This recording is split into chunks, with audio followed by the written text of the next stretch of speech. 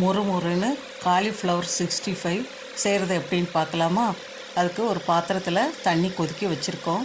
தண்ணி கொதித்த உடனே ஆஃப் பண்ணிவிட்டு நம்ம காலிஃப்ளவர் கட் பண்ணி அது உள்ளே போட்டு மூடி வச்சிடணும். அதுக்கப்புறம் தீ எரிக்கக்கூடாது. நம்மளுக்கு எந்த மாதிரி பெருசு சிறுசாக வேணுமோ அதே மாதிரி நம்ம கட் பண்ணிக்கணும்.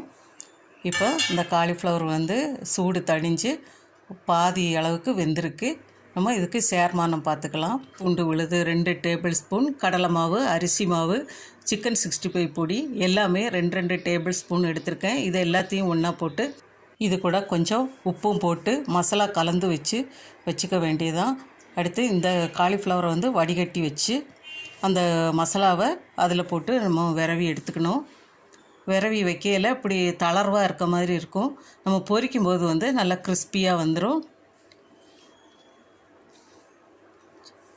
ஒரு கடாயில் எண்ணெய் காய வச்சு அதில் கொஞ்சம் கொஞ்சமாக எடுத்து போட வேண்டியதான். ஒவ்வொரு பீஸாக அப்படியே எடுத்து போட வேண்டியதான்.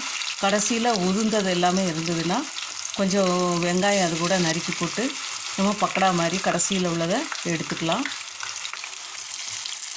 இது 2 பக்கமும் வெந்த உடனே மாறி மாறி நம்ம திருப்பி போட்டு எடுத்து அதுக்கப்புறம் நம்ம சாப்பிட்டுக்க வேண்டியதுதான். நல்லா கிறிஸ்பியாக கரகரன்னு நல்லா டேஸ்டியாக இருக்கும். இந்த வீடியோ பார்த்து முடித்து மறக்காமல் எனக்கு ஒரு லைக்கும் கமெண்டும் பண்ணிடுங்க. நன்றி, வணக்கம்.